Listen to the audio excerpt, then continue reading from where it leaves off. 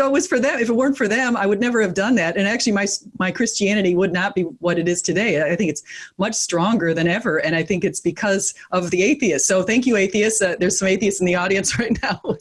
Actually, I think there's more atheists in the audience right now than there are Christians, just to mention from the names that I see in the chat. So I think that's kind of funny. But, so they have had some good arguments. They're talking a lot about Isaiah 53 right now. I don't know. And actually, I can mention that one of my reasons for coming back to Christianity when I did was because God placed me on a plane next to a pastor. And I don't think that was a coincidence. And the pastor basically said, Isaiah 53, he said, who am I describing? He was pierced for our transgressions. He was crushed for our iniquities. And I listened to that. I said, well, geez, that's Jesus Christ, of course. I mean, are you kidding me? And he said, and I thought it was from the New Testament because I wasn't very familiar with any of the Old Testament at that point.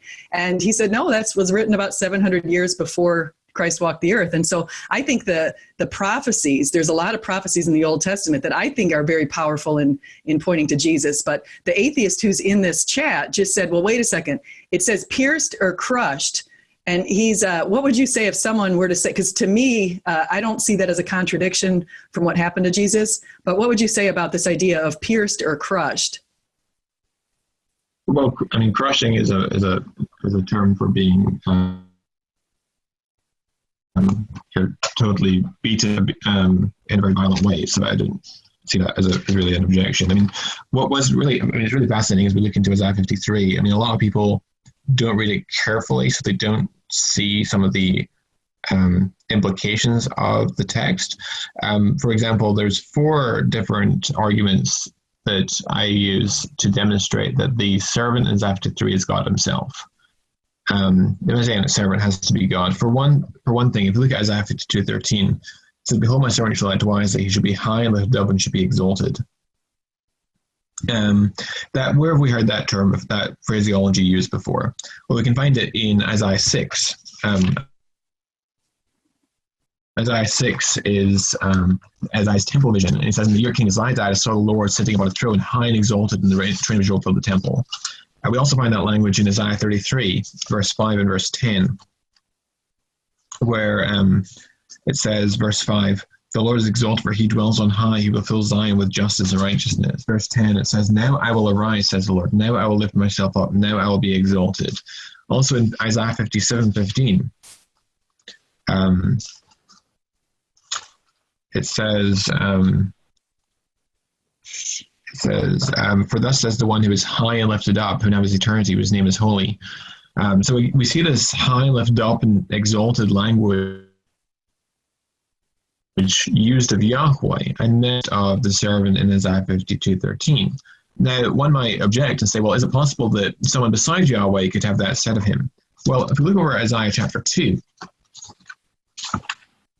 it speaks about the great and terrible day of the Lord. It says from verse 10, enter into the rock and hide in the dust from before the terror of the Lord, from the splendor of his majesty.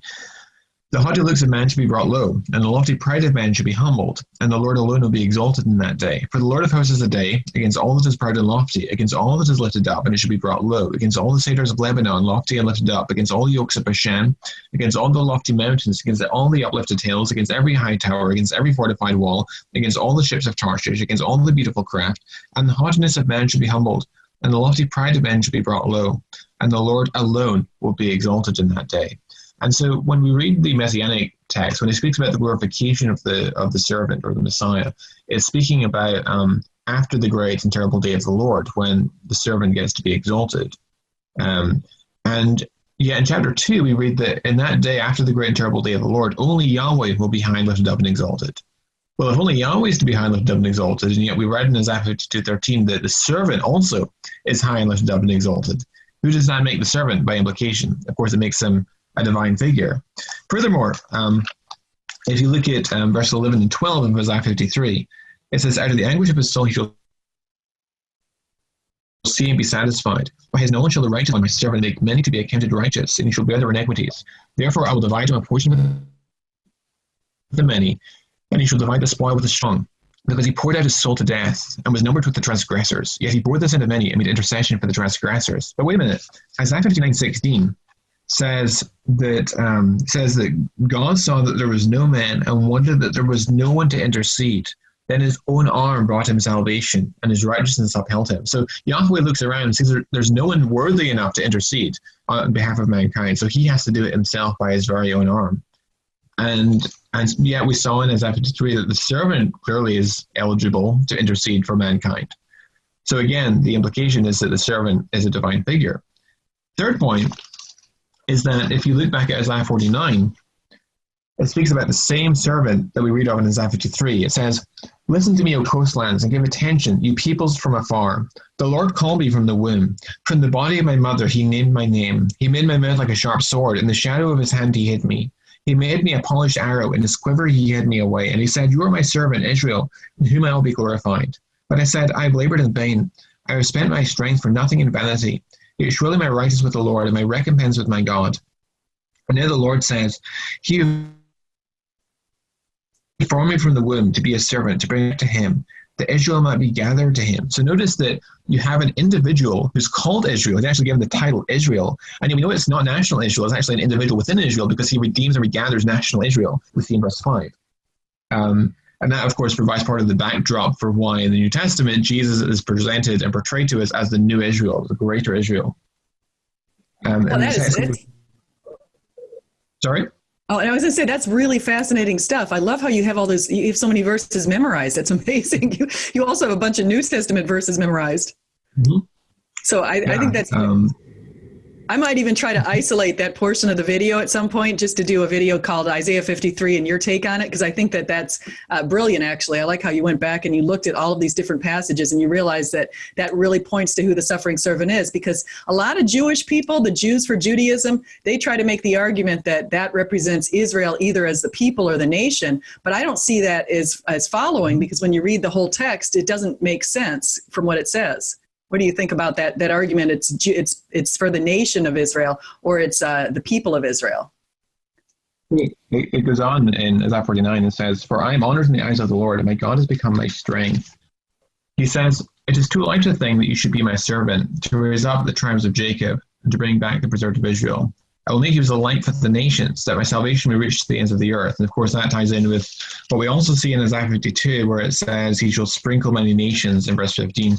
And then it goes on to verse 7 of Isaiah 49, says, "Thus says the Lord, the Redeemer of Israel and his Holy One, to one deeply despised, abhorred by the nation, the servant of rulers, kings shall see and arise, princes, and they shall prostrate themselves, because of the Lord who is faithful, the Holy One of Israel who has chosen you." Now, ring a bell? That's just what we read in Isaiah 52, or what we read in Isaiah 52, 15. "Kings shall shut their mouths because of him, for that which has not been told them they see, and that which they have not heard they understand." So this is the same servant that we read about in Isaiah 53. But if we go back to chapter 42 of Isaiah, here we have a great contrast between God's righteous servant and his unrighteous servant Israel. In Isaiah 42 from verse 1, it says, "Behold, my servant whom I uphold, my chosen whom my soul delights. I put my spirit upon him. He will bring forth justice to the nations. He will not cry aloud or lift up his voice, or make it heard in the street. A bruised reed he will not break, and a faintly burning wick he will not quench. He will faithfully bring forth justice. He will not grow faint or be discouraged till he has established justice in the earth. And the coastlands wait for his law. Thus says God the Lord, who created the heavens and stretched them out, who spread out the earth and what comes from it, who gives breath to the people on it, and spirit to those who walk in it. I am the Lord. I have called you in righteousness.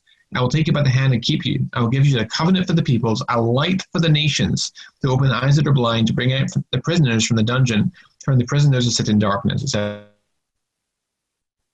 So here we have the same description that's given to the servant in Isaiah 49 is here given to this same servant in Isaiah 42. He's a light for the nations. He's a covenant for the peoples. He has the same job description. He establishes worldwide peace and justice. And then the second half of the chapter, this servant is contrasted with the unrighteous servant Israel. In verse 18, it says, "Hear you deaf, and look you blind, that you may see who is blind but my servant, or deaf is my messenger whom I send," etc. So then that illuminates why in Isaiah 49 it calls the servant Israel, and yet distinguishes him from Israel, because this servant is now to fulfill the role that Israel should have fulfilled. Right? Oh, I love that. That's great. In chapter 11, we also have the description of the same servant. It says, "There shall come forth a shoot from the stump of Jesse, a branch from his root shall bear fruit. The Spirit of the Lord shall rest upon him, That's what we just read in Isaiah 42. The Spirit of the Lord shall rest upon him, the Spirit of wisdom and understanding, the Spirit of counsel and might, the Spirit of knowledge and the fear of the Lord. And his delight shall be in the fear of the Lord. He shall not judge but what his eyes see, or decide disputes but what his ears hear.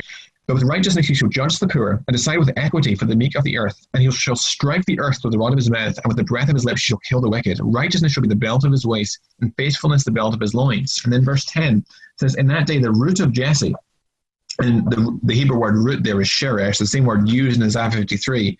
It says a root out of dry ground, sheresh.